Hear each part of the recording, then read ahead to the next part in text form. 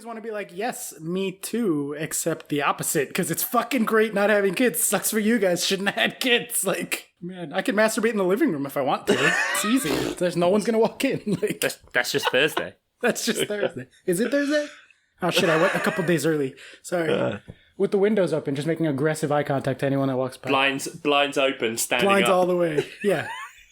Oh, please don't do that as the intro. I mean, Oscar. It has to be. Christ's Yeah. sake.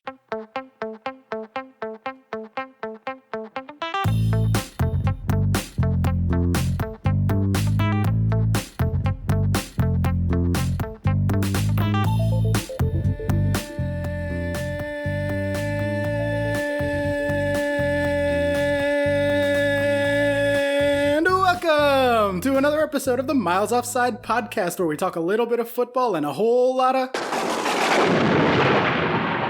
chaos! Let the reign of chaos commence as we descend into darkness with the chaos of the Premier League.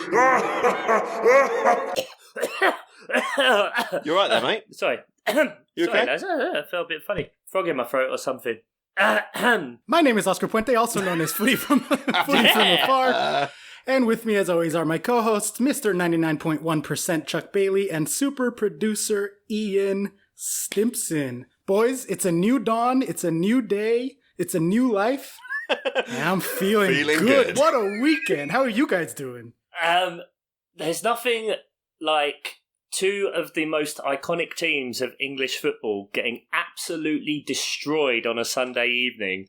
And Liverpool played too. To make you forget about how your team got absolutely demolished in the mock derby. Nothing quite like it. Yeah. Like, thanks for taking that weight off my shoulders. I was like, I don't want to record.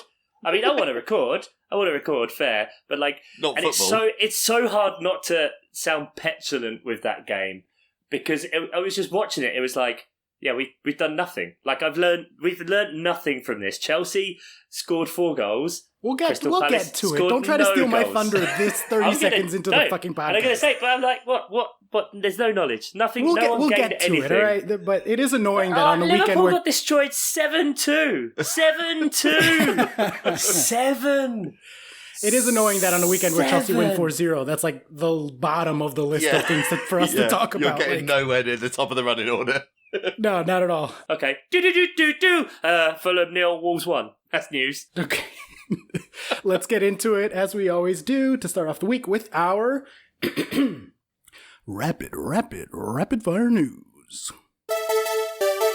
Gentlemen, 2020 has claimed another one. Rest in R.I.P. Gunnersaurus. Arsenal mascot Gunnersaurus is set to be let go as part of the 55 redundancies announced by the club in August. I don't actually think he's included in the 55 non-playing staff. No, I think it's different. Apparently they're trying to dress it up that he's retired because he's been doing it for 27 years. He's a dinosaur. He's already 65 million years old. What are you He's done talking his about? time. He's done his time. But it's just weird on transfer deadline day to go. They're bringing West Brom's boiler We've released Gunnersaurus as a free agent. Like, what's he going to do? Get picked up by Jurassic Park? Does he play center back? Because Man United could use him, maybe. in. Better than Harry Maguire pulling down his own defenders. We'll get to that. Save it. Why save it? Harry Maguire's shit. Well, Lay it out there. Awful. Because, Chuck, it's not news. He should have That's the problem. refused. He should have paid back some of the money so the price tag wasn't 80 million. Just morally. He should have paid it back. Just get the weight off your shoulders, mate. Get it off your shoulders. Because that's always going to be brought up forever, mate. I know, it's like us and Kepa. No matter what, 10 years from now, we'll be like, remember that time Chelsea signed Kepa for the most expensive goalkeeper in the fucking world? Anyway, next story. We're going to rapid fire these, actually. Eric Dyer. Gentlemen, when you've got to go, you've got to go. Jose Mourinho will have chased after many players in his managerial career, but surely never for the reason he sprinted after Eric Dyer on Tuesday. In the 77th minute of Tottenham's Carabao Cup tie against Chelsea, with Spurs 1-0 down, defender Dyer suddenly raced off the pitch and headed straight down the tunnel. Manager Mourinho set off in hot pursuit, and TV cameras inside Tottenham Hotspur Stadium showed the manager disappearing into the changing room. Why did he chase him? Maybe he Yeah, I don't know. You're not going to go any quicker because Jose's going like, it's like Friends, like, do it. Like, no one's going to go quicker because of that. He definitely didn't wash his hands. And then he was all over Mount afterwards. Like, after the penalty shootout had finished, his hands were all over Mount. He definitely didn't wash his hands. Disgusting. Dyer, have a word with yourself. Yeah. Wash your hands. Protect the NHS. Save lives. Have you guys ever seen anything like that before? Jason Puncheon did it once about 4 years ago. Yeah, and as England fans, we've literally seen Gary Lineker shit himself on the pitch. Shit and wipe on the pitch. Like, yeah, we've definitely seen Really? that. Oh, yeah. Oscar, you're in for a treat. Google that, and you'll see Gary Lineker looking like rubbing his arse on the pitch like he's got worms to try and get rid of the shit from his shorts without anyone seeing. He had like severe delightful. like food poisoning, diarrhea or something Did he like pop that. a squat by the corner flag? Like what? How does that? He shit in his pants? It just happened while he was playing. Running along. Yeah, and he sat on the floor and you can see him sort of like rubbing his... Google it, Oscar. You will love it. Well, we have our the episode preview with no context. Exactly. Very good. Everyone knows what the context is. Everyone's seen that, yeah. Yeah. Gross. All right, well, let's keep rolling along. This is amazing. This is Chuck's like getting his dream come true. We're actually going fast through these stories. It'd be so much faster if you didn't acknowledge it every time as well. We got to be proud of us when we do good things and then take Doesn't time to mean acknowledge. you've got extra time to waffle. We've got so many goals to talk about. Tottenham won 6-1. Oh man, on the American Office, one of my favorite jokes. No, not one of my favorites, but a decent joke along the way on that excellent show. Daryl's talking about how he started brushing his teeth in the shower so he can have a more productive day because he read like some self-help book or something. And he's like, in the middle of the interview, he's like, wait a minute. I just wasted those seconds I saved by brushing my teeth in the shower telling you about how I brushed my teeth in the shower. What am I doing with my life? Maybe Eric Dyer was washing his hands as he was shitting. Oh, in the sink. He went in the sink. No, in the top part. Where did he wash his hands then? In the bottom part? No, he washed his hands in the top part and he took a dump in the bottom part, clearly. So what, he was facing the cistern? I don't think there's a cistern. Yeah. I reckon they've got... Nah, there's no cistern there. That's just pure wall. It's just hole in the ground? It's just... No, it's wall behind. Come on. You're not just going to... The cistern's going to be boxed up. They just spent £1 billion on that stadium. Yeah, it's got a cheese room. They're not going to have a cistern. Do you think they're just going to have a cistern you can flip off and pop a toilet blue in there? No way. I don't know how you guys do things in England. Things are weird over there. We're not the French. We don't shit into a hole in the ground. Do they actually shit into a hole in the ground? Probably. I haven't been to France. I've never been to France. Well, you know what I mean. I've been to France, but you know exactly how I've been to France. I've been to Calais, and I've been back again. I've been to Carrefour on a booze run. Exactly. That's how I've been to France. Did I go to the toilet? Nope. Strong talk from the man from Asbestos City there. Rapid fire news. Let's see. Next one. Tammy Abraham, Chelsea striker, apologizes for coronavirus guidelines breach. Chelsea and England striker Tammy Abraham has apologized for the naivete shown after a breach of coronavirus guidelines. It is understood a group of more than 6. I know. Actually, though, don't be good, people. Be good. But including England teammates Ben Chilwell and Jadon Sancho attended a surprise party for Abraham at his home on Saturday, right after the Palace match. Obviously, gatherings of more than 6 people are banned. Abraham said he was unaware of the party, but it deeply regrets that it happened. He was unaware of the party. Wait, when he was in the party, he was unaware of the party. Surprise! Oh, to be fair, if it's a surprise party, how many more than 6 people were there? Was it just like 7 people? 'Cause it's not really a party, is it? It doesn't say, but there were clearly quite a few in the pictures posted on social media. What's with the young England guys, man? Just fuck, what do you mean? fuck lockdown rules, fuck coronavirus guidelines, like... They're 18, 19, 20, 22-year-olds. That's what they are. Dumb fucks, aren't they?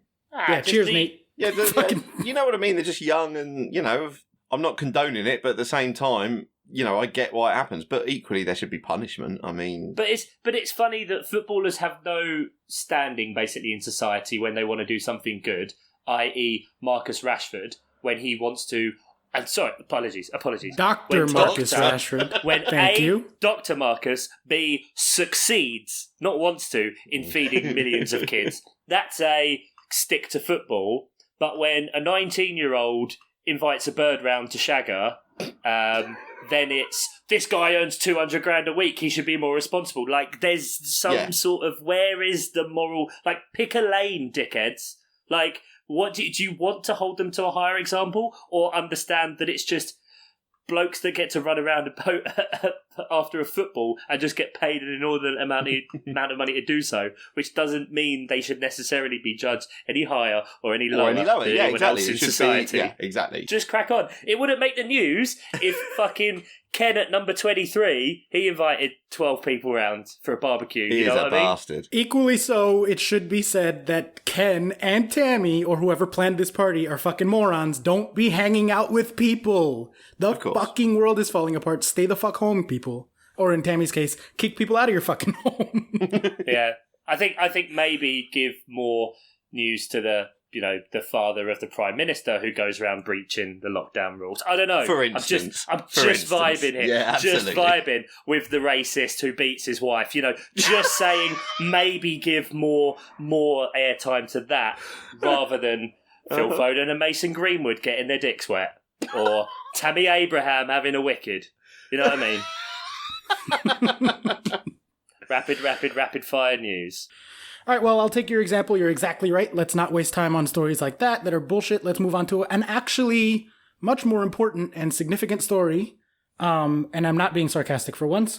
Landon Donovan said that his San Diego Loyal team would not stand for bigotry, having left the pitch in protest after an alleged homophobic comment was aimed at midfielder Colin Martin, who is gay. Since then, it has also come out that people were saying some racist slurs as well and other sort of offensive comments. And big ups to Landon Donovan for not only pulling his team when I believe they were winning. 3-1 at halftime. 3-1. And ultimately, not that the scoreline matters, but No, that but is it's what integrity looks like. Yeah. Not only pulling his team, but then afterwards doubling down and being like, no, I don't apologize for pulling my team. No, I don't apologize for anything. We did the right thing and I would do it 100% again. There's a couple of videos. I think there was a racism thing the week before with their team. Right. I think, and there was an issue and they discussed something. And then in this match, can't remember who against, there was then the homophobic slurs. And what's weird is you had Landon Donovan very eloquently putting everything out about what has gone on for about a 5-minute interview or something like that. Obviously part of an interview. But then there's another video that's on the sideline, which is really quite weird because Donovan's speaking to the referee who's saying he's not sure what that word means. He didn't quite hear it, or I think it actually meant that one of the the locals? That is Landon Donovan's team, yeah. One of their players responded to it and said, not being homophobic, but said about did you call me gay or something, and then he got sent off, as in the Loyals player, not the other team's player who said it. But then the other coach was talking about this as well, and he was there, and he actually turned around and said, "Oh, come on, he wasn't being racist." And then you're kind of dumbfounded and taken aback by that. And Donovan, again, eloquently, just he'd never raised his voice. He never got energetic and heated. Bear in mind how passionate he is and how much he wants to protect his players. We need to get rid of it. It doesn't matter if it's racist, sexist, homophobic, anything like that. We need to get this out of our game. And he was so, it just if this guy doesn't get sent off, we're coming back on. Yeah. We need to talk about what's going on. We're leaving, The other coach was terrible, was just they're just being competitive. And it's fuck off, mate. I love when white people tell me that the thing that I got offended at isn't actually it's offensive. not a problem. It's not that bad. It's fine. It's fine, dude. Here's what we could have said. Yeah, exactly. At least I didn't say this, and that, right? I'm oh, great. I guess when you put it that way. Wait, what? No. So, and Landon Donovan does have a long history of being very progressive and just fucking awesome, and it makes me proud to be that he is an American. Because he retired young because of issues with depression and mental health. He's always been very outspoken. He does a lot of charity work. He raises a lot of money. He's always at events and in community outreach type stuff. And it's just refreshing to see a footballer, a soccer player, be eloquent, be level-headed, be mature, and be very progressive when unfortunately a lot of other people are the opposite of that. It's great. And that's honestly... Not to get too much into a bigger conversation here and let it kind of get away from us, because we do have a lot of Liverpool goals to talk about. Or sorry, Liverpool goals conceded to talk about. Aston Villa. Again, to get serious for a second, the only way that shit like this changes is not when the oppressed group or the minority group is the one that speaks out, because like that's just kind of normal. It changes when allies put in the work, and that Landon Donovan is a straight, cis white male, etc. All of the things that put him in the like preferred category according to society. Absolutely, yeah. Yeah, every kind of privilege, right? Yep. For him to be taking such a strong stand and bringing awareness to it does so much benefit to the smaller groups, because like it is up to the people in power to be willing to go along with us. And I say us as a person of color. And unfortunately, it doesn't happen enough. A lot of times people will say, oh, that's not that offensive, get over it. Or be like, well, that's none of my business. I would, just kind of like wash their hands of the whole thing. We've talked about this last year. There was every week there was another fucking racist story about abuse in the stands, abuse in the stadiums, whatever. And we kept saying, like, we need to see a club walk off the pitch. That's the only way that this really starts to, like, make any sort of headway in the Premier League. And that Landon Donovan's team did it is great. And I really wish I hope that similar sort of reactions start to happen in the bigger leagues. Well done, Landon Donovan. That's what we say. Yeah, big time. All right, one last story, and then I promise we can actually get to the soccer. This is a soccer-related one. We should touch on it briefly. The Champions League draw was this week. So I'll just throw out the groups for the English teams. Manchester City are in Group C with Porto, Olympiacos, and Marseille.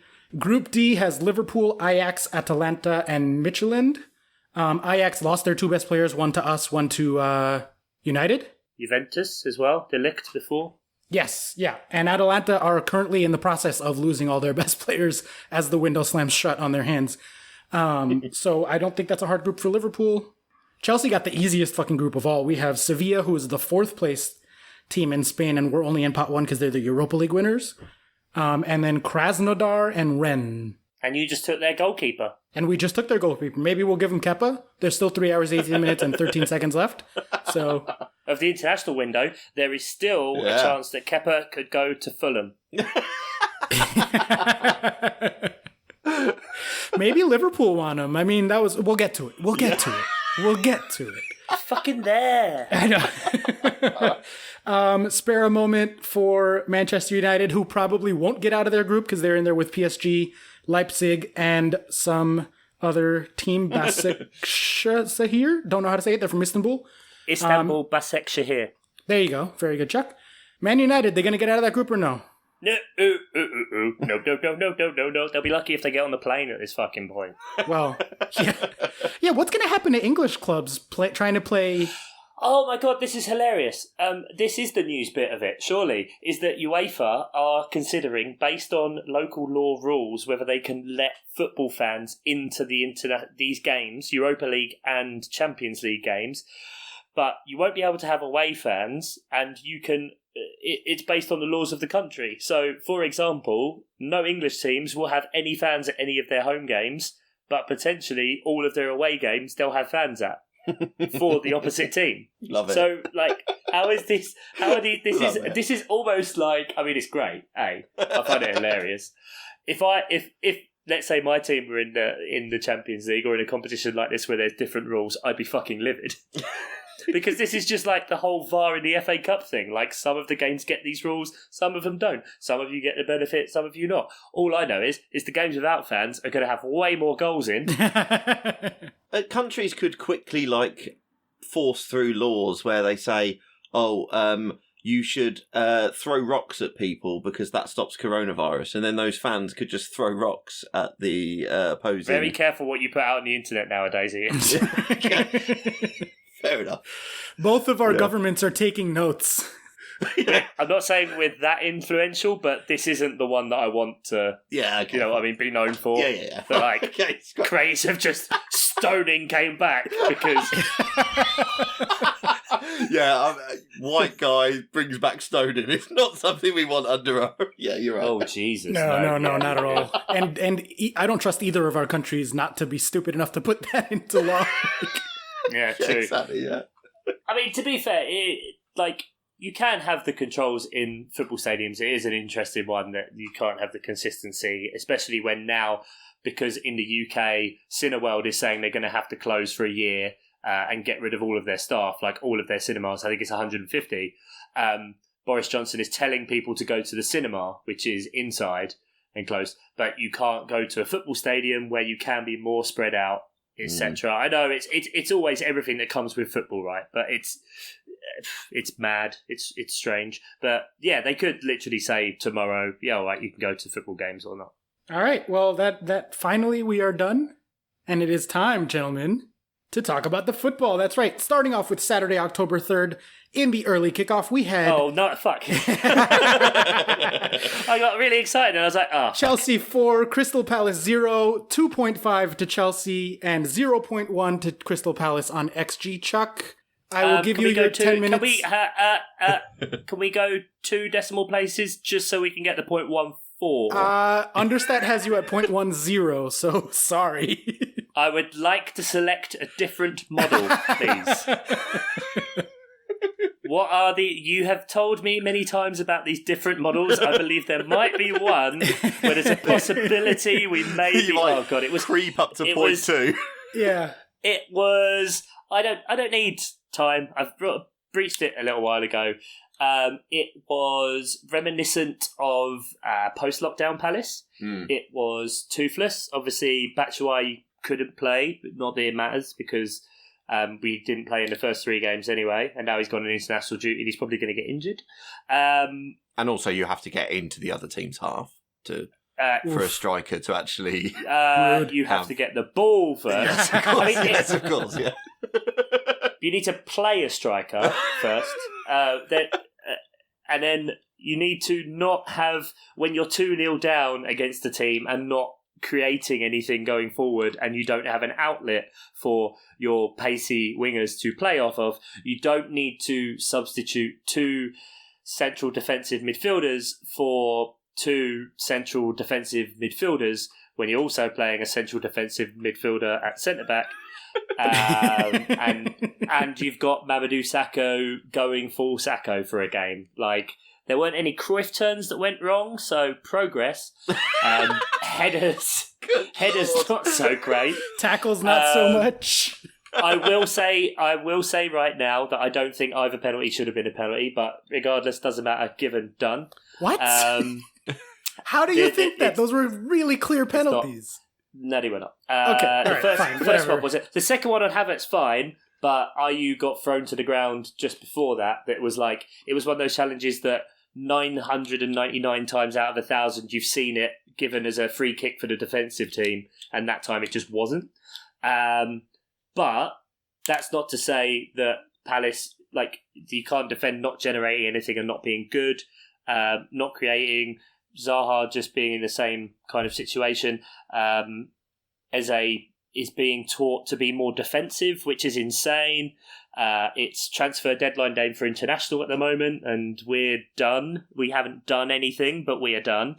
Is Zaha not going out then? I know there were some rumors of that earlier in the day. I don't know. I've seen some stuff that apparently Atletico were potentially in for Zaha, but even terrible Sky Sports have said nothing about Zaha all day. And it basically, all parties agreed that it was far too late. So unless they came in with a big offer after seemingly Thomas Partey has gone to Arsenal, then maybe something would happen. But as of 7:49, nothing has happened. But yeah, it was just a bit crap. Shame, really, because of the performances like against United, and the performance against Everton was really good. It was just unfortunate. And same the performance against Southampton, we did what we needed to do to win. But I don't think you can say that it's an unpredicted result or it's not deserved. I will say that I don't believe Chelsea were that much better or even needed to be that much better on the day, if you see what I mean. Like, Chelsea weren't Chelsea, but Chelsea did what they needed to do to win. It still felt a bit like there's time there. Like, there's some positives, but some time. And if you look at the moment, 4 games we've played: Man United, Everton, Chelsea and Southampton, and we've got 6 points. Yeah. So you'd have taken it, wouldn't you? I'll take it. You can't compare yourself to other teams all the time. You can't. You just need to look. I think that's kind of the point. No, but like, fucker. I don't Other know, teams baby. such as Aston Villa Competition. scoring 7 goals, like loads of fans are crying because they're like, "Why can't my club do that?" Oh, Look yeah, at Villa, okay. like they spent money. Like it's one insane result. Like we can't really base that much off of. Yeah, by all means, become a Villa fan. We'll see how happy you are in a month. Yeah, More. but yeah, that's it. All right. Now's the 25 minutes on Chelsea before we don't No, talk about I all actually, the great goals. you are not far off of. I know I'm not. I just play the fool. That's my character. I know so many things. So, what I do. so from the Chelsea side of it, right? Big caveat being that, no disrespect, you can only play who's in front of you. It was just Palace, right? Like, it's not like we did this against United. We didn't do this against Liverpool or City or whatever. Like, it's And it helps when you play shit. it's a team that we should beat comfortably, and we beat you guys comfortably, right? So, like, that's you gotta kind of take everything with a grain of salt. But in terms of like where we've been building towards and the things that we have been talking about Chelsea in the last few weeks, I think this was informative in a few specific ways. Last week I talked about not having Silva on the left side of center back, and you need to have Zuma next to him, not Christensen. Christensen's too slow. That's exactly what we had here, and it was by far the best defensive performance we've had. Even when chances started to look like they might have sort of started to break out, the two of them were like handling it pretty comfortably. Chilwell playing at left back, his first full match, his first Premier League start for Chelsea, had an amazing game. He won man of the match, I believe. He certainly won man of the match among the Chelsea community. So it was nice to see the defense, Mendy getting his first start, he came out for some crosses. He had, I believe, one save, right? To make. So he might have had a save to make. I'm not actually sure.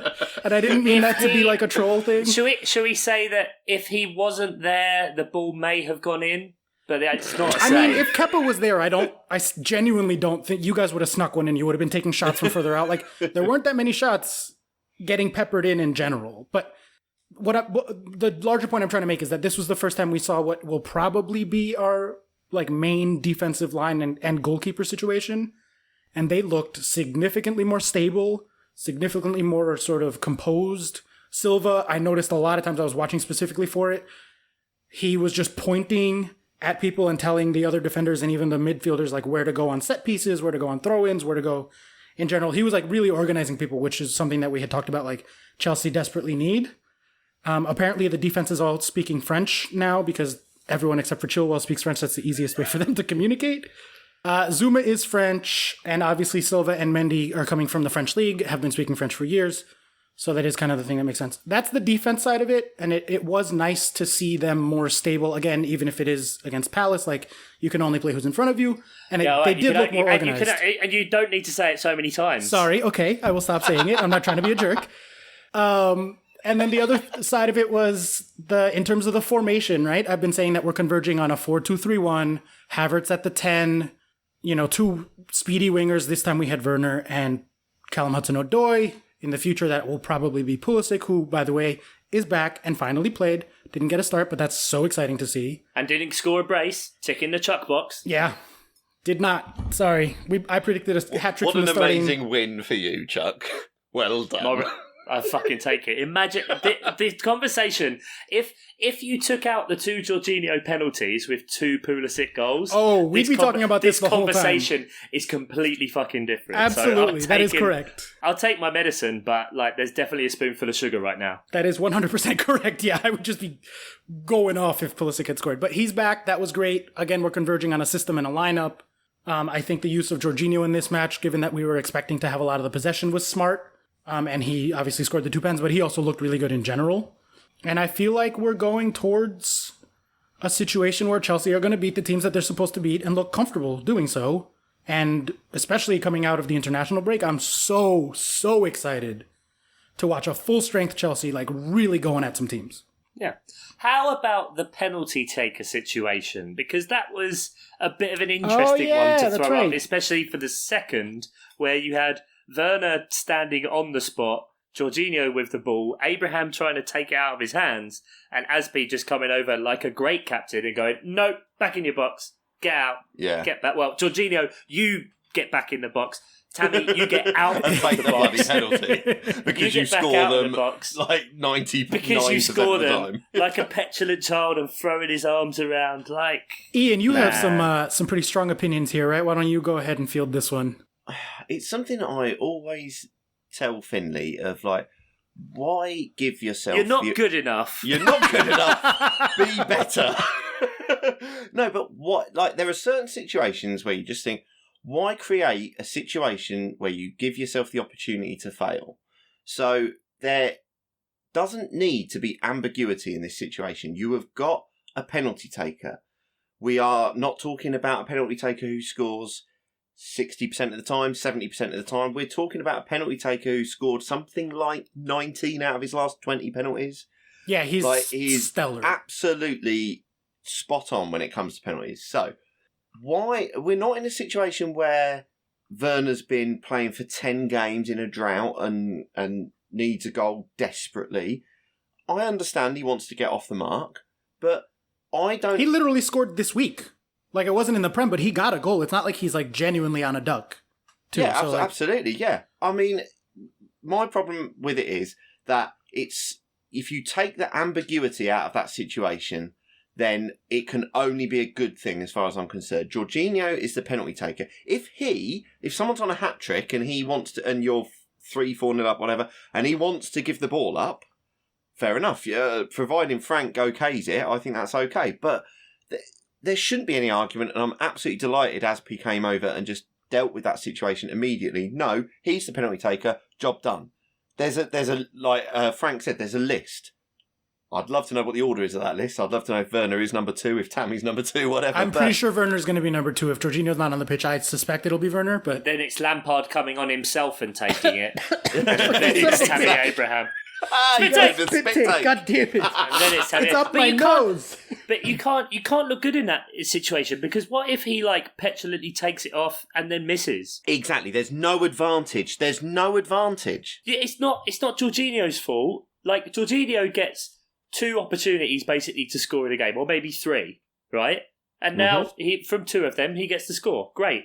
Abraham gets 13, 15, 18, whatever. Like, even if it's not shots coming off, it's in that situation where you might fluff or do whatever, and he's always in that situation and throws himself to the floor, which at times you're like, that's great and passionate, but when the ball's still in, you're like, mate, get the fuck up, get back. Yeah, that's play. a huge pet peeve of mine. Spurning the chance that you missed and get ready for the next one and put it to rights and score. But don't be a knobhead and try and take it off. Like, it's not cool. Like, it doesn't reflect that well on you at all. And Werner as well, just standing there presumptive. Like, I don't care if you've been signed for X amount or whatever. Like, A, you're not bigger than the club. B, you're not bigger than the system. And C, if you really were that good, you probably would have scored earlier against worse opposition. Yeah, I think the situation was handled correctly. I think once that conversation starts to happen, you're right, I think it should mostly be up to Jorginho. And certainly once that starts to happen, Aspi comes in and just says, like, no, we have a list. We're sticking to our rule, like our thing. This is what we're doing. Get the fuck out of here. But I don't necessarily hold it against Tammy or Werner to have asked, nor do I necessarily think that Jorginho taking it was the smartest thing, even if it's probably the right thing. Can we talk about one of the other games with 17 goals in it? Sure. All right. Let's move on. Like, we talk about Palace and Chelsea every fucking week. That's true. Sure. Like, okay. Every week. Let's move on to what everyone is saying is the best team in the world now. Everton 4, Brighton 2. Everton 2.3 to Brighton's 1.2 on XG. So a solid, well-deserved win for Everton, who are fucking flying, you guys. Flying. And we'll say this now. Like, obviously we're coming up to an international break. Boo. And we've kind of decided that next week, rather than go completely off the rails, we're going to talk about what is this season of chaos, and actually discuss a bit more in detail about like all of the goals and like the patterns and what we're seeing and stats, and if stats back up like the craziness that's going on here. But like, Everton have flown at the start. They have got 12 points out of a possible 12, and they're top of the expected points table as well. So It's just like, it's there. They are there. They've scored 12 goals. Shit, expected is 10. right? Expected is 10, Wow. so they're 2 above. That's crazy. Expected points is 9.7. It's just about that. And Calvert-Lewin, he scored 6 goals in 4 games. You think, he might be overperforming. His XG is still 4.41. Like, his XG is over 1 goal per game. And it's a small sample ridiculous. size. He's having a hell of a run right now. And I gotta say, the flip side of this, like, Brighton's not a shitty team. Certainly not so far this year. They beat us. It was 1.4 to 1.3 when they played us. They thoroughly outplayed Man United and were a Burnley of the week to not have won that.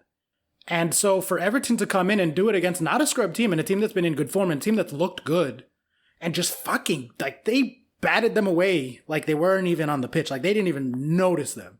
Everton were just light years the better team. It takes a lot for teams in blue to still win games with dog shit keepers. It really does. James Rodriguez. Oh, could he do it in the Premier League? Yes. Answer. Underline. Yeah. Tick. Done. And it was cold and wet, too. It was like windy, cold, and wet that day. Yeah, it really was. And I've seen something that if you take his stats from like the last 3-4 years, they basically match up per 90 almost exactly with Kevin De Bruyne. Like, it's insane how good his stats is. I'll try and find it and tweet it out again. But yeah, they're sensational. They're great to watch. They're really fun, even with a couple of injuries in there, or like Alan wasn't playing. Richarlison went off early because Brighton had a bit of the horrible scrote about them. You guys were saying actually they should have had a red card early on in the match. So much has happened since then. I genuinely don't remember what you're talking about. That's fair enough. Like, I'm pretty sure Alzate had 2 things happen early. Oh, yes. By the 6th minute, he should have been sent off. That's right. He got a yellow card right away, and then really, really, really not borderline yellow on the second time. And it's like... And you start to worry if that's a bit of frustration, because everyone is saying that Brighton are having a good season. Like, it pains me to say, but Graham Potter's got them quite organised. But there's a lot of things they're doing that are just massively out of frustration, and I don't know whether it's naivety or anything like that. Like the Morpay handball against Man United so late, and like a few other bits like that, and being aggressive in this game that's led to them. Their expected points is about 7, but they're 3 points, so 1 win from those games. And fair enough, they've been tough games, but when you're looking at it on balance, it's very much kind of in their hands that they kind of threw away a bit. I mean, to be fair, they hit the post against Man United about 17 times, but you'd all get points for that. You'll get points. Bigger question than, Chuck, I know you're kind of on the, like, this could be a Leicester year train. I said it last week. Are you feeling that about happened. Everton? Like, do you think, like, jokes and banter aside and shit, like, does anyone on this podcast actually think that Everton will finish top 4? Or even has a chance of finishing top 4? Of course they have a chance. Of course they have a chance. That's the thing. Of course Leicester they do. have ripped up the rule book, so it doesn't matter. Remember the season before Leicester did what they did was the Great Escape. Yeah. Pearson absolutely got them out of the shit. So the problem is that means that anything can happen ever over the course of a season. Oscar gets annoyed at Liverpool winning last season despite the XG, which I can totally understand, but maybe the course of a season isn't long enough to for these stats to come good. So the fact that Leicester did that means, of course, Everton could finish top 4. I'm a massive stan for Ancelotti. I absolutely love him. Mm-hmm. I think that the business they've done has been great. The way Calvert-Lewin is playing, we mentioned it before, like a proper centre forward, no messing about, in the middle, taking head. He wins aerial duels consistently. He is shooting like immediately in front of the 6-yard box where you score goals all the time. 1-touch shots. 5 of his 6 goals. There's no touch for control. It's just hit. And it doesn't matter. Absolutely, and apparently Ancelotti's been getting him to work on those one-touch shots, and that becomes muscle memory. If you work on that sort of thing, it becomes muscle memory, and that's what he wants him to be, a centre forward, a proper centre forward, and it's working. So of course they could. Will they? Don't know, but of course they could. Oh yeah, there's still 34 weeks to go, but there's enough going on and enough mentalness that it seems like most of the top teams are kind of. It's reminiscent of that season. It must have been Mourinho's last season, the second time in 2014-15. I try to ignore that season. I try and ignore it as well. You ignore it for the first half, and I ignore it for the second half of the season. There you go. And it feels a lot like that. Like it's crazy. Like Liverpool conceded 7 goals against Villa. I might have mentioned it.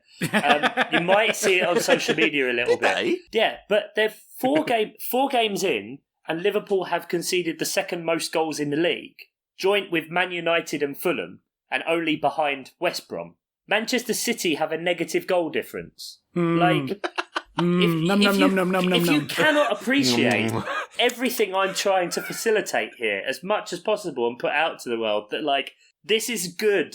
This is a good thing for football. And if it's not good, this is what you were all asking for. You were asking for evenness. Because you were asking for the big teams not to break away and have something. I never asked for that. No, people can say like football without fans is nothing, but I'm starting to think game's gone, mate. Game's football gone. without fans is nothing but a good thing. Nah, like, game's gone, mate. all the fans inside the stadium are gone, and now we just get 1 million goals a game. It's great. There's no fans shouting racist abuse at players. Got rid of it. Game's gone, mate. Spot of the game, competitive, innit? Proper football. I'll take the counterpoint here about Everton. It's one word and only one word, and that is Pickford. I've seen how much having a bad keeper can keep a very good team from performing to a particularly high level, and I think that might be enough to keep him out of top 4, but you guys aren't wrong, because to finally throw out the 538 for the first time this season, Everton are now up to 24% to qualify for the Champions League, dead even with Arsenal and Man United. Arsenal at 24% seems weird, but Man United at 27%. Man United have fallen off since the season started. And I did ask the question, like, Everton spent all this money, and to what end? Right? Because, like, what are they even trying to achieve? Maybe the answer to that is going to end up being top 4. Who knows? Love it. They've got one of the best coaches in football, and they've built a great team. Yeah, my favorite ever team was coached by Carlo Ancelotti, so I have a lot of love for the eyebrow as well. He's all eyebrows, isn't he? He's all eyebrows. He doesn't even need to say when he a gets word. excited, it's the left eyebrow. When he's angry, it's the right eyebrow. Just keep an eye out for that. I'm going to look out for that. That's amazing. Yeah. Ancelotti eyebrow watch.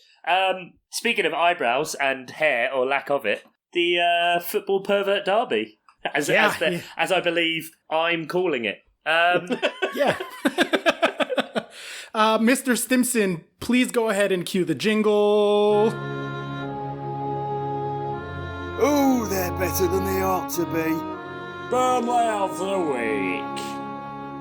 Because we had Leeds 1, Manchester City 1, but Leeds 2.6 on XG to Manchester City's 1.4. Oh boy! Man City got fucked. Leeds drawing with Man City is Burnley of the week. Is Burnley of the week, yes. Wow. It was a good week for the XG. Everything fell in line, but this is the one that's furthest away. City took 23 shots and 2 on target.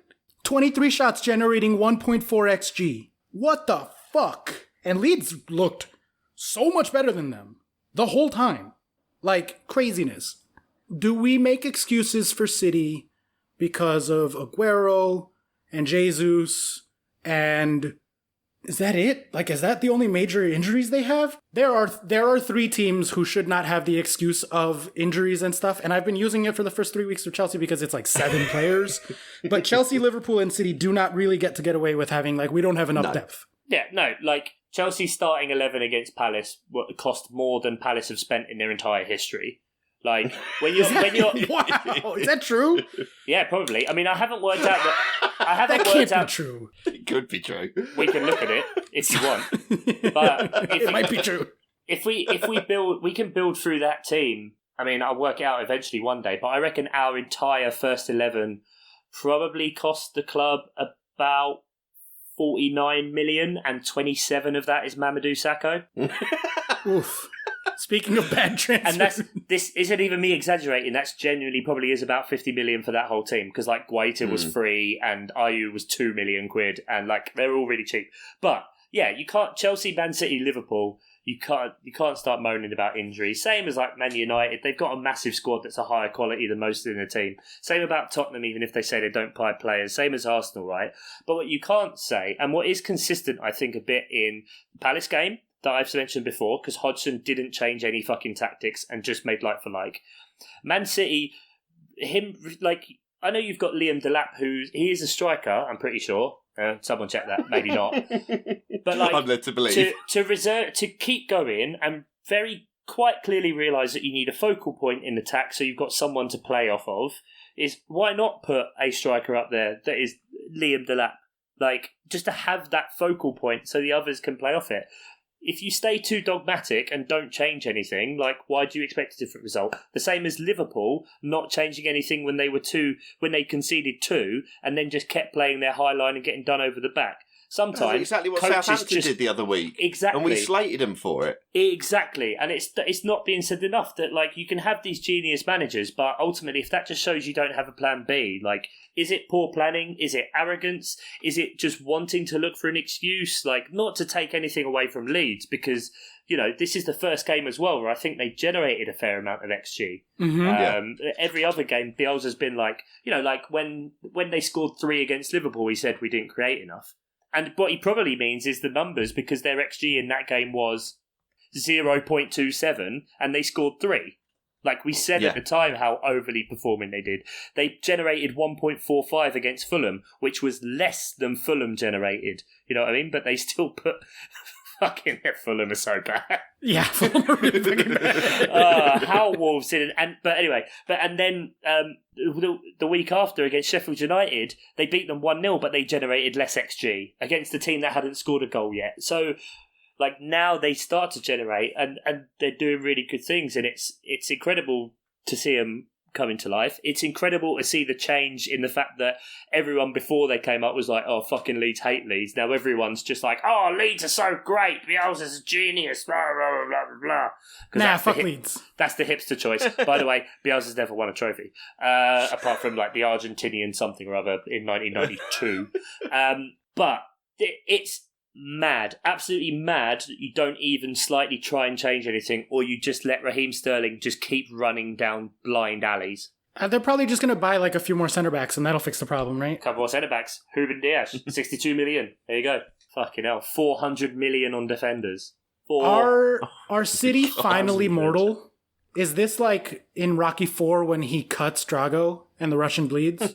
Is this losing Yaya, losing Silva, Aguero's old and always injured, Jesus we've talked about being one of the worst finishers statistically. Finally mortal. They were mortal last season. Yeah, they lost. I think it was last year. I think it's this season that's now shown Liverpool are as well now because of how they've been got at by Leeds and conceded 3 goals.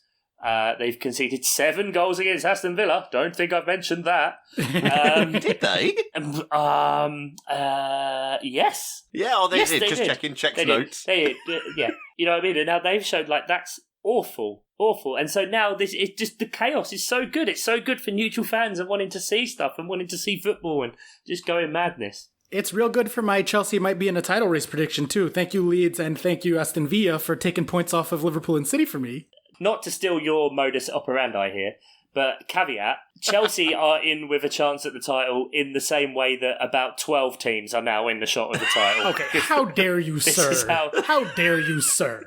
Yeah, I dare. Leeds for the title. Leeds for the title. Leeds for the title. Fuck Leeds, but thank you for taking 2 points off City. I don't mind. Leeds aren't the dirty Leeds of the 80s. It's a different. They're the man bun Leeds of the 20s. They're the man bun lead of the 20s. That's beautiful. Yeah. Oh god, how many of these scummers from back in the dirty Leeds days? All these fans are probably just Can you imagine? hating it. Oh, they're one of the teams yeah. that's like really analyticsy too. So like those proper football Leeds fans are like fucking nerds. Stop doing math. Shut up, nerd. Like that's what they in my DMs specifically. yeah. I get Leeds fans just screaming, "Shut up, nerd." Do they know how to? Do they have Twitter in that city yet? Trust me, Leeds fans have Twitter. Fucking Leeds fans hell. have Twitter. Yeah. All right. Jesus Christ. Newcastle 3-1 Burnley. We're skipping that, right? Yep. Oh. You don't do Alan Sam Maximan dirty like that. Okay. Actually, he's right. Let's have it then, Chuck. I love him. In a very real and physical way. Very real, in a way. He done a goal. He came back. This was definitely the week of the return of the dead in terms of FPL as well. It really because was. Alan St. Maximin came back from out of nowhere, like Randy Orton, and scored a cracker of a goal and set one up for Callum Wilson, who got 2. And obviously, Heung-min Son's leg hadn't exploded. But we'll get to that later. It says something about the man, Alan St. Maximan, that I transferred him out for a hit last week for Podence. He goes nuts and scores a goal and gets an assist. And I'm not mad about it. I just love the man. Not mad about it. Yeah. I instantly transferred him in for Podence, and then after he scored a goal and assist, his price dropped by 0.1 that night. So I think you might get that back. Oh, gotta love FPL. That's fucking hilarious. Could have waited, but didn't want to. You know why? Because it's more fun Just this way. desperate to see him on your team sheet. Just wanted, even if he's third bench. It's like Mendy the year after he had a good season. I just wanted him in my team. Now I'm like, nah, bro. Not so much. Yeah. You're done. I've got this new shiny toy now. Mendy's in my Fantrax and he put up 3 points. And your Fantrax League gives people 15 points for a tackle. Yeah, no, not actually, but like a good week for someone is like 30 points, and he put up 3. Yeah. And I fucking started him. I still won, but anyway. Drop that in there. All right, well, let's go ahead and transition then to Sunday, October 4th of 2020. The first match we had... We haven't even got halfway through yet. Leicester 0, West Ham 3. What is happening? Oh my God! David Moyes should not go to football games. Since David Moyes stopped going, West Ham have scored 7 goals and conceded none and won 6 points. Yes. Alan Irvine has been taken over. David Moyes has been on like Skype or a phone call to Stuart Pearce, and Stuart Pearce from inside runs down. Stuart Pearce doesn't know how to use Skype. That's a lie. He runs down to Alan Irvine to give him the instructions on the sideline. Needless to say, Alan probably doesn't listen. But does whatever the fuck he wants. Yeah. David Moyes should keep the government advice, work from home if you can. He's an addition by subtraction, one of those. Right? Yeah, absolutely. Yeah, 100%. This was no fluke either. This was 0.5 to 2.0 on XG. But then last week wasn't a fluke either. They generated 3 against Wolves. West Ham's good fixtures don't start yet. That's the thing. I think it's game week 8. Because you know me, I don't particularly plan fixtures. I don't particularly plan transfers. For FPL, because I think a lot can go wrong. But I had a thought of Antonio game week 8. He finished, post-lockdown, he was absolutely fantastic. I've always had a soft spot for Antonio anyway. Yeah, same. Game week 8, soft spot or hard spot? Eh? Yeah, more of a hard spot, absolutely. Yeah. But, game week 8, the fixtures turn for West Ham. I should have had him from the start. I mean, they're doing unbelievably. And is it a front 3 of him, Fornals and Bowen? Oh, Fornals' touch. Oh, just... it was like an up and under from way back. And boom, touch. And it was literally one of those ones where the camera pans down and you see the player and it's like, oh, he has to have been offside. He's 20 yards in front of everyone and bearing down on goal. It's like, he's not offside. Oh, no. God. Oh. Oh. Yeah, West Ham look good. Yeah, they're doing bits. Who is not doing bits is Leicester. Anybody want to take if you know the stat, don't say it, but if you don't, want to take a guess at how many shots on target they had in this match? Yeah, well, I transferred Vardy in, so... Oh. Oh, boy. Oh. Yeah. The answer is 0. Oh, is it 0? It's 0, is it? Okay. It's 0 shots on target in this match. Only 2 shots total, I think. Yeah, I was watching Match of the Day 2 last night, and it was the highlights of it, and towards the end, Harvey Barnes... I think Tielemans, maybe, and Vardy played a 1-2 that was like 5 stages. Like, Barnes just ran and passed to Tielemans to Barnes, Barnes to Vardy, Vardy to Barnes, and then goal. And it was beautiful. And I was watching it, I was like, I don't remember Leicester getting a goal. And then it got Vard out, and I was like, oh, right, that's it. Because I thought, I got a Vardy assist. I must have missed it. No, I did not. No, I did not.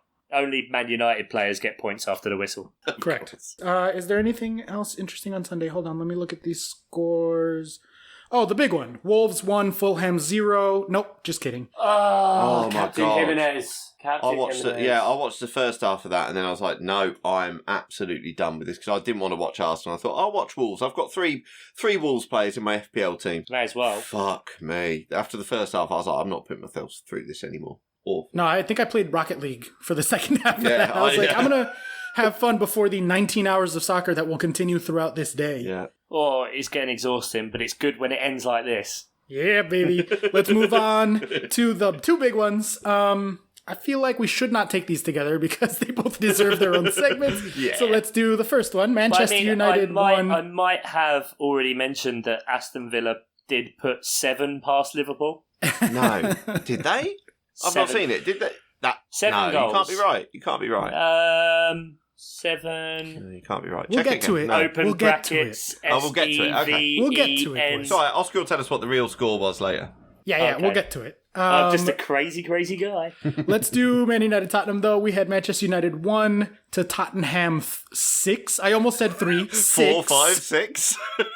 Oh my God. 0.9 to 3.3 on XG.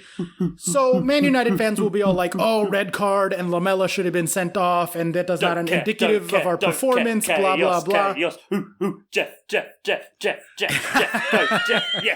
yeah. Tottenham were going to do this anyway. They were fucking destroying Man United before the red card and they was like no answers whatsoever. First minute, Bruno Fernandes. Oh, for fuck's sake. And then, pew-pew! Straight away, goals back. Harry Maguire tackling his own defenders. Oh, God. I love that so God, much. he's so bad. I've seen a rumour that Fernandes had a massive falling out with him at half-time or something, and basically saying you're not fit to be, you shouldn't be a captain, blah, blah, blah, blah. I don't know if it's true, but it's great Now, if it is. I criticised Roy Keane for his punditry a few weeks ago about how he said he should, I'd have De Gea up against the wall, blah, blah, blah. I'm fine with it. If someone wants to put Harry don't be Maguire that up against guy. the wall, I'm fine with it. Fucking Jesus hell, you Christ. Patrice Evra and Roy Keane at a fucking dinner party, I guess. That's your ideal one. Evra, they broke Evra. Evra, good. Oh, Evra. Good. Oh my God. He tried to quit live on TV. He was like, He I did. He can't said he do this, did. guys. I can't talk about Man United ever again. But what's This is too hilarious sad. is a week after they had to do an apology for him because he said libelous stuff on air about Zaha and David Moyes and David Moyes' He's daughter. trying to sack himself. Honestly, there's not many times I wish I was still working at Sky, but I wish I'd have been working on that because I want to know whether you were told to take Him his and mic out. Souness. Him and Souness in the studio, and Souness is obviously fucking loving it. That didn't last fucking long, did it, Graham? But how are you going to have a guy that literally gets paid to go on TV and go, I'll go down there and slap all of them? Like, what? Yeah, that was one thing he said. What? And the other thing he said was that I want to cancel my Sky contract. Yeah, yeah. And you And at should first all, you think, you and should that's all not his turn Digibox. off and play FIFA. It was unbelievable. They broke Evra, the most positive man in the world. It was delightful. Let's not, I can't believe I'm going to say this right now, but let's not take any credit away from Spurs, who were fantastic in this. They seem to be sort of figuring out the Kane thing, in that he's actually playing, if you look at average positions, behind Son at this point. And it's working. That quick free kick he took was a beautiful pass, such intelligent play. Son, once he's off and running. Both great from Kane and terrible from Maguire again. Yes. Because he didn't, he just backed off when the smart thing to do would have been to just stay there, delay the free kick. No, Absolutely. I'll just back off. Kane's got the presence of mind. He might not have the physicality that we want him to have, that he used to have, but he's got the presence of mind to release Son immediately. Son and his one hamstring. One hamstring. Mourinho, back full Mourinho.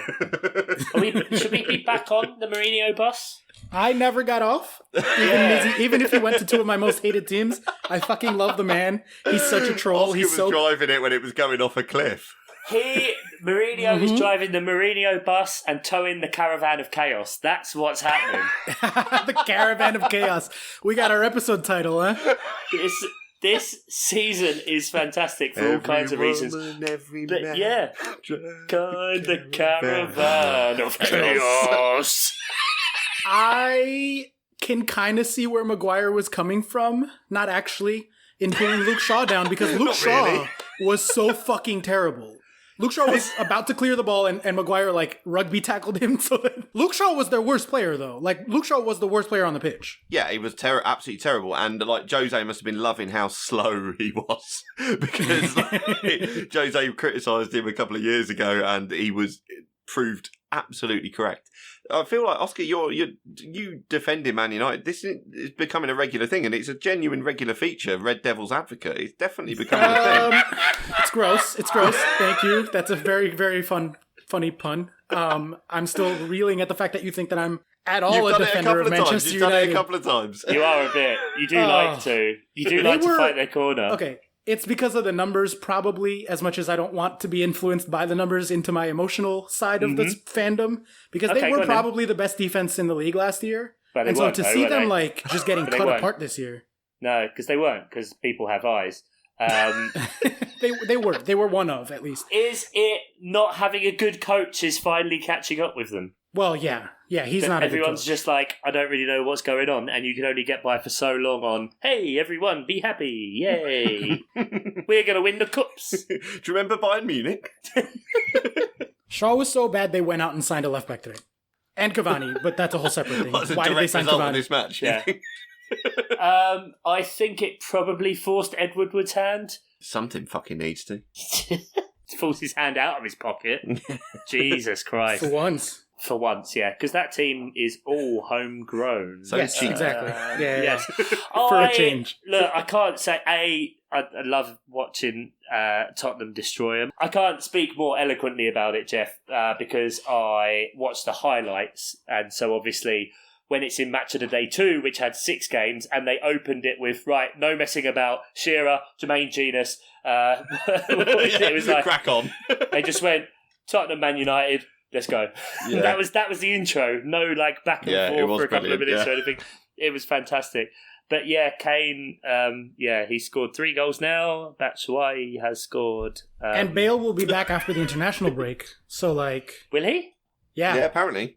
Yeah. Okay. So what's that going to do to them? Are they going to keep being good? Or is that going to fuck with their balance? Who knows? But they were genuinely miles better than Man United in this match. Man United, who don't have new players to bet in, don't have injuries, don't have anything particularly weird going on. They are Man United, though. Yes. And Man United means nothing anymore. And the full capitulation of all the players, the manager, the owner, the pundits, the ex-players, all of this collapse and downfall around the club is so nourishing to someone who had to live through the fucking 90s in this country. Even the 2000s, like, I hate them. Yeah, same. Like, fucking Sir Alex, man.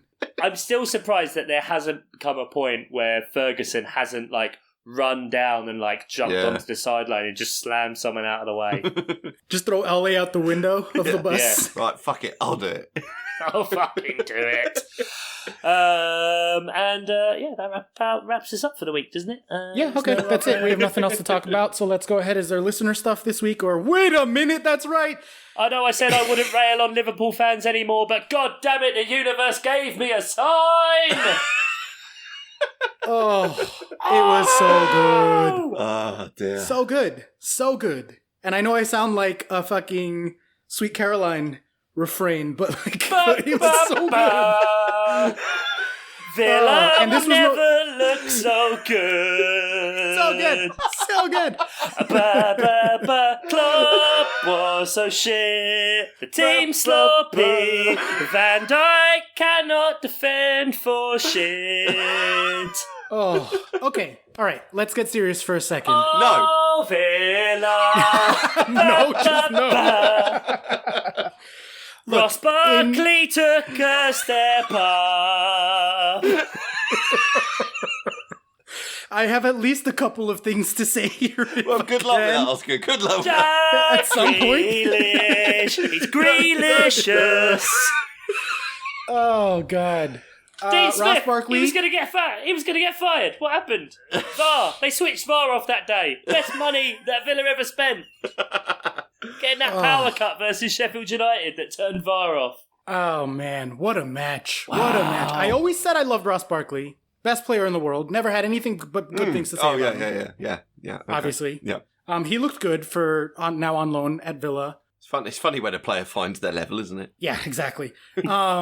In basketball, because the finals are going on right now, and I often use basketball as a lens to understand other sports. Is that because it's a and because this was like a basketball score? Yes, also that. When you have one superstar player, you're likely to make the playoffs. If you get two superstar players, like superstars, like all-star type guys, you're likely to make a pretty decent deep run in the playoffs, maybe luck your way to a title. And when you have three superstar players, you are like genuine superstar players, you're like a title favorite. That's just how it works in basketball. You can do whatever else you want with like the team depth and the B guys and all that sort of stuff, and they matter. But it mostly comes down to like what percentage of your team, how many superstars do you have?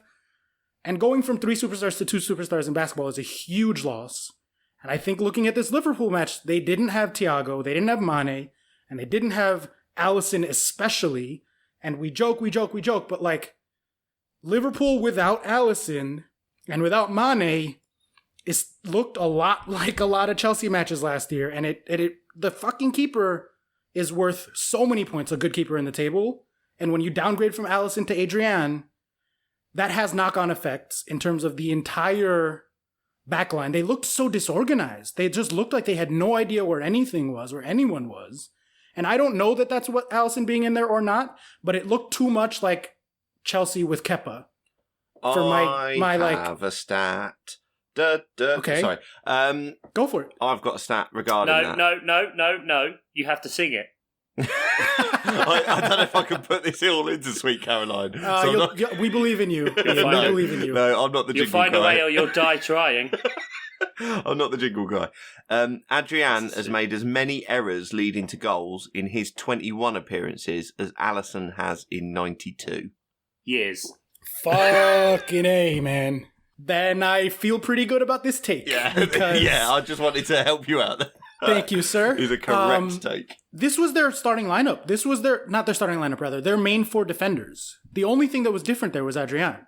And they got sliced apart over and over and over again. Villa were just like, but this is what I mean. It was repetitive. Leeds showed it in the first week, playing over the back of Trent Alexander-Arnold, right? Because he obviously presses up in the same as Robertson does. But in this game, they were leaving so much space in behind, and Villa were just eating it up all day. Like, are you going to keep letting us do this? Like, are you seriously going to keep letting us play? And this whole, the comparison people are having now with no fans being in the stadiums versus friendlies. Like, if you keep doing that, it becomes just a training exercise for the team. So it's like, right, so if we can just keep doing the same thing, okay, so Dean Smith doesn't have to be a tactical genius to go, oh, you see that one thing that worked that one time and how the situation is now the exact same? Let's do the same thing. Oh, it worked again. Okay, so it worked twice. The parameters seem to be 3. 4. At what point do you realise playing a high line isn't fucking working? But is it hard to tell whether that's a failure of Liverpool's defensive work? Yes. Obviously it is. But what I'm saying is, or had Aston Villa identified that before the game even started and then just couldn't believe it carried on working? I think so. I definitely think so because, like Chuck just said, Leeds were doing it. Yeah. Villa were targeting it right away. And in the Chelsea match, if we hadn't had a fucking red card, like that's what we were doing. We were attacking. We were just pinging the ball as soon as we got possession into the empty space behind them and just having Werner. Remember, what did I say? If instead of Werner up the wing, it was Pulisic up the wing and Werner in the middle, I think we would have beat Liverpool. And I think this is further evidence of that, at the time, insane take. So teams have worked out Liverpool? No. Yes and no. When you're a really elite team, the thing that you do works 99% of the time, and so you shouldn't have to change. But when you've conceded 3 goals from doing it, yes, exactly. Change it. Fucking change it. it. You have to change it when it stops working. And that's what Liverpool hasn't been able to do. To dial it back a bit, if the mistake happens once, fine, that's one mistake in a thing. It's like if you go back and watch the Take the Ball, Pass the Ball documentary about Pep's time at Barcelona, I'm pretty sure they brought in a goalkeeper, and the way he wanted to play, like the first 2 times from passing out at the back, he conceded and or like had like one big mistake and then conceded a goal. And Pep's just like, no, keep doing it. And obviously they then, Barca then the talent took over and whatever. But you need that amount of repetition in a game. However, if you have just conceded 2, 3, 4 goals through doing the same thing, fucking change it. Like, you can't say that the first goal changed. Like, what do you mean? What do I do? I'm not a fucking coach. But if I can see a clear weakness in a team, right, and see it on a TV sitting there, bearing in mind 90% of my football watching time I've been drunk, like, and you, as it is your profession, and someone who has achieved a lot in the game, has just won the league, has won the Champions League, has won the Club World Cup, or the quadruple, as they want to lie about that they won, and you can't see that, and you can't suffer your own pride, like, swallow the pill and just go, right, let's lock it down, let's stop playing this stupid fucking high line, let's tighten up for a little bit, like, actually get close to this team and stop letting them just do what they do, and realise that if we let people in behind, we don't have a good goalkeeper there. Yeah, exactly. And the defense seemed to be trying to overcompensate, which is, again, the fucking Chelsea way, is just defenders making bad mistakes because they're so distracted or whatever. But they weren't pressing. And that's why, like, Villa got those, like, fair enough. I think 3 of the goals were deflections, and fairly substantial deflections. Yes. So it should have just been 4-2 then. Yeah.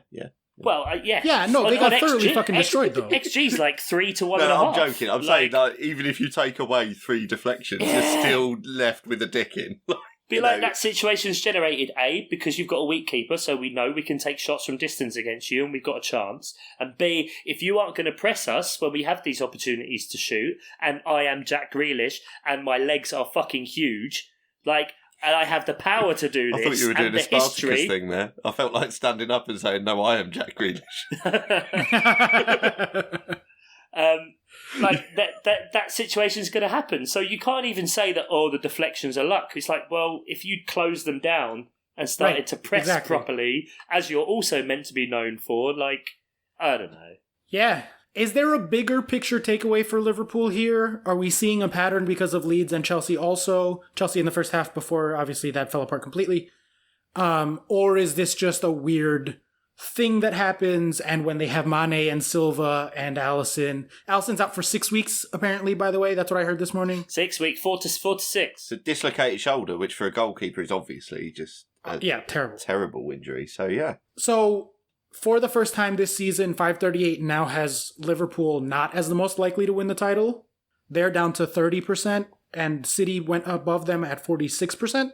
It's a pretty wide open title race. There's a lot of teams with percentages, and it's early in the season, so like huge grain of salt. But what was mad is we were kind of in the situation of 2 years ago where if Liverpool had won this game, they'd have gone 8 points clear of Man City, but they would have been 8 points clear after 4 games. Fair enough, like Man City have a game in hand, but points is, we've always said this on this points on the table. Points is always better than a game in hand, and so. Now if City win their game in hand, it's 2 points. So, it's like the margins are very, very, very fine at the minute. But I don't know. It's mad. It was just absolutely mad. Like, and full credit to Villa and Villa fans and the team and the way it was laid out. Ollie Watkins looks fantastic. They took a big gamble on that money. And I know it is still one game, but it's one unbelievable result that demands you step up and pay attention to it and pay it credence. And Ollie Watkins scoring a first half hat-trick, a first half perfect hat-trick. Was it a perfect hat-trick? I didn't even notice that. Left foot, right foot, left, header. right and head. Again, in 39 minutes in the first half against the champions. Insane. Absolutely insane. Full credit to what they're doing there. It's almost a shame, I think, of Villa fans that you look at that score and you still only get 3 points for it. For putting. Well, they didn't get to the 8th goal, Chuck. They didn't get to the 8th goal. 8th goal would have been two wins, but you know what I mean. Like they get 3 points for putting 7 past Liverpool, and Wolves get 3 points for putting 1 past Fulham. Like it doesn't. There is no real cosmic justice in the world, guys, and chaos still exists for that reason. Hey, this is a dangerous road for you, my friend. Dangerous road, because that's how you end up saying, oh, we should just sort the table by expected goal difference and give out the title that way. So, watch. No. Tread lightly, sir. Points is points. Oh, man. I have a growing sense that this season is going to be defined by injuries. And that's going to be the thing that ends up having, if not fully determining the title, because obviously it won't, but having a significantly outsized effect compared to most years because of the insane fixture congestion, the fact that they're trying to do these extra competitions, all this crazy shit that's going on, right? Like, teams are playing twice a week basically the whole season, especially teams in Europe. It's a fucking nightmare. I'm worried about it with Chelsea. And so, we look at Chelsea's first couple of weeks and the weird results and the bad performances or the weird performances. We look at City and they've been struggling without Aguero and Jesus. We look at Liverpool without Mane and Alisson. Although Aguero back in training today. Is it? Yes, but I mean, like, so far this season, City have struggled without those guys. And I think that squad depth and a bit of luck with injuries and not having 3 superstar players injured at the same time instead of like one to another one, back to back to back, is going to be a huge fucking thing. It's a huge thing at play that I think is much more than usual just because of like how insane everything is with the schedule. And that's all I have to say about that. I don't know. No. Yeah, it's absolutely true. It'll be interesting to see what happens, especially with the other competitions that have come in thick and fast. The Carabao Cup is already at the quarterfinal. It's really? Yeah, it's at the quarterfinal. Next round is the quarterfinal.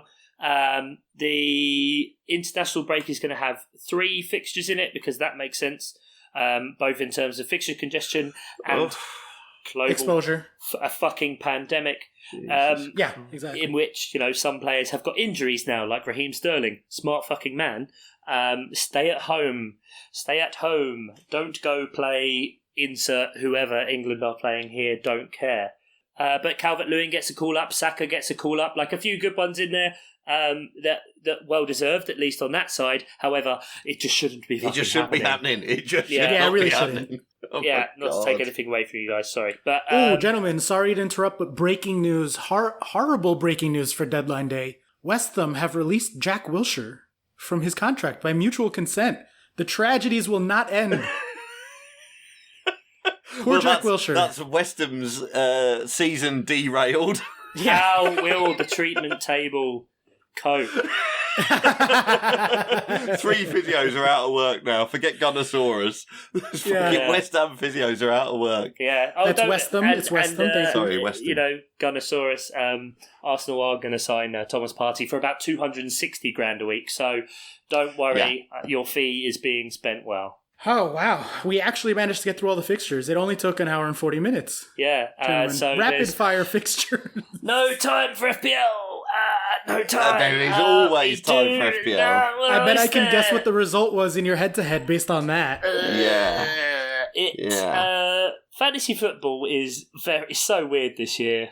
It is. It is. I mean, Ian won this week. Yes, I did. Ian did win.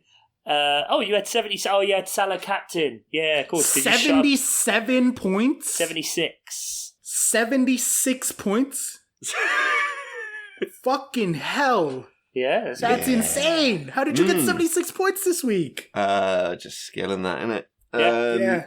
I mean, we're still even in the league, by the way. It's two wins. Yeah, that's the joy of a head-to-head, isn't it? The fact that I mean, you picked to do this.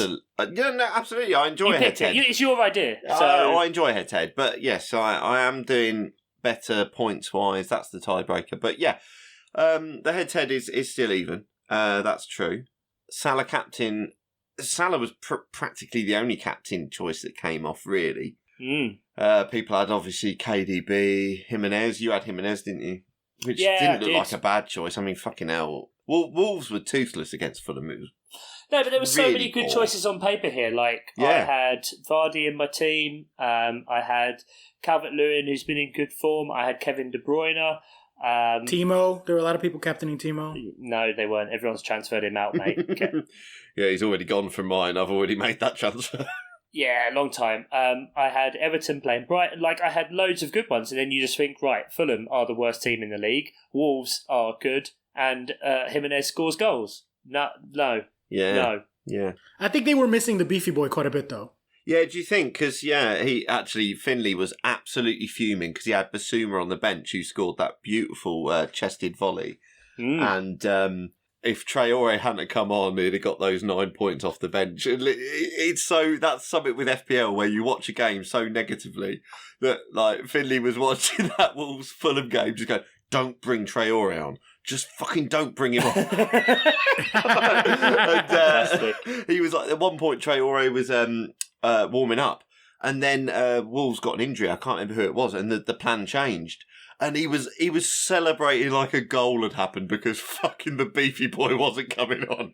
And then, like, about 85 minutes, he brought him on anyway. So I was just like, absolutely rinsing a 10-year-old. Right in his face. Well, he deserves it. But yeah, I think it is. Like, I think we all need to strip back what we do with our FPL team and not try and be too complicated and just look at what teams are doing good and put them players what are doing good in our teams. So are you saying this is not a good year to use stats and models to pick your team? I would say, bearing in mind the complete outlier nature of this season, it's probably the worst time to ever base team decisions fully on historical stats. So let's just explain the situation here, because believe it or not, we're still picking up new listeners. Well, I don't know. You say, do we have to? You also have said it's not your team, so no, but they are my models, and that does put a little shame on me. At least I'm not feeling great. Oscar is our stats man, and he has taken control of the podcast team this year and the community team, and based it on the stats only. So the problem is, of course, that we've only had a few games. How did the stats robot team perform this week, Oscar? There were players that played. Some. Well, I tell you what, that's a tick, first of all. Although I have just looked at your bench and Jordan Henderson's there. Yeah, we might be wildcarding this week. I don't know. We'll see. Matt Doherty didn't play. Brass tacks. Did you get a return? A single return? There are points that the team got. No. 17. Fine, I'll just fucking say it. 17 for the week. The defense got a collective 0 because I had a 0, a 1, and a -1. Thanks, Trent. And then not a single person returned. 2, 2, 4, 2, 2, 2, 2, 0, 0, 0, 0, 1, -1. Yeah. And 1. Yeah. That's including the bench. No points. Yeah. Yeah. So not off to a great start with the stats robots, but the spreadsheet will be getting a decent update next week though, because 5 game weeks is where I really start bringing in this season's data, because it doesn't really make sense to do it for 3 game weeks. Okay. So we'll see. I'm probably going to wildcard. We'll put it to a poll. If you want to get involved in any of that, patreon.com/milesoffsidepod. Where you can get all sorts of extra FPL stuff and stats and all sorts of stuff. But go there, do that. And speaking of useless stats-based stuff that no one does well in, the Predictor League. I'm not going to do a full team rundown, but I just wanted to give a notable shout out to, because I know he's listening and I know he loves it, Finley Stimson, number 1. No way! Is he really? After 4 game weeks, he is top with 90 points. Oh, please tell me I finally broke the 100 mark. I don't care about anyone else, but did I finally break the 100 mark? Oscar, 26 out of 33 people are over 100. Yeah, come on. For the new listeners, having a lot of points is bad. 0 is a perfect table. Many bad. Oscar, you're second last with 120. I'm taking that to mean that I'm going to be probably the winner at the end of the season, and Finley's going to come in last place because it's pretty much upside down. It's interesting because you probably base your selections on stats. Correct. And Gina, my better half, based her selections purely based on where the teams finished last year. And you two are both propping up the table, and she's on 126 points. There you go. So she was asking me to say where she was, because she was top like the first week. And yeah. And within 4 weeks. It's plummeted. Yeah. Not so good. So I'll run through it a bit more next week, but needless to say, it's pretty useless at this point, as on average, we all have player teams 5 places wrong. So, as we mentioned a few times before, it is the beloved international break. Yay! COVID break. So we'll be taking the fixtures next week because who knows if they're actually going to go ahead. But what we will do is further to what we've been saying before is do a bit more of a deep dive into what has happened this season. Compare it with Project Restart, how last season started, and as well some of the other leagues around Europe to kind of get a bit more info on like the XG, expected points, and who is actually performing as they should, who is just a complete outlier in a minute, and maybe give you guys a few ideas for your FBL teams within that as well. So, thank you very much for listening, ladies and gentlemen. It has been an absolute pleasure as ever. No. I'm going to have to... Why? I have a surprise for you boys. Is it a penis? Oh, no, sorry. That's for after we finish recording. No. Okay. Same as every week. It is the return of the bluffer! What? A million rap air horn sounds. So, for those of you that don't know, Chuck can finish outroing the pod and we'll say goodbye later, but I'm springing this on them. When we were in lockdown and we were finding all sorts of weird ways to keep content and keep going because there was no soccer, one of the things that we did, and it was very popular with the 7 people who were still listening. By far, our most popular episodes were the Bluffer ones, where we didn't talk about football, and we just did those. Yeah, absolutely. Makes sense. Okay. For new listeners that don't know, I'll explain to you how this works, and maybe this will be something that we can do weekly at the end of the episodes and keep a running tally over the course of the season. This one won't count because I'm surprising you guys with it, but how it works is I will say a category and how many things exist in that category. So, for example, when we did it earlier, I said Beatles songs, and I asked... Ian instantly went 31. I did an instant. Your first bid was 30. Oh, was it? Yeah. And then you, the 2 people playing, because I'm the host at this point, go back and forth saying how many they think they can name. And eventually someone says, fine, I call your bluff. Go ahead and name 31 Beatles songs. And if the person names all 31, they get the point. If they don't, they lose. So I will open with a question, gentlemen. There are 1, 2, 3, 4, 5, 6, 7, 8, 9, 10, 11 players who are in the Team of the Week on FPL. Oh. Game week 4, Team of the Week, combined total of 181 points. How many of the 11 top scoring by position? Yeah. I guess. You know what I mean? Like the kings of the game week star that you can... You don't need to keep going. We know. Okay. Chuck, how many can you name out of 11? 4. 5. Oh, 6. 6. I'll go 7. Ooh. Now I'm trying We're to work hitting out more than halfway now. how many of them Ian probably owned based on his 76 point 76 week. on the game week. You said 7. I can't do 8. I don't think I could do 8 because I'd mess up once I get to like defenders. So I'll leave that one for you, Ian. 7. Name them. Shit, 7. All right, Mr. Simpson, 7 out of I'm these so 11 glad players. because I was punting with 6. Yeah, There's 5 I know. All right, so you've got to look at the big games. So there was Grealish. That's 1. And Watkins. That's 2. I had Rodriguez, and That's I was 3. very happy with him. Okay, good. And Son. That's 4, so you need 3 more. And Kane.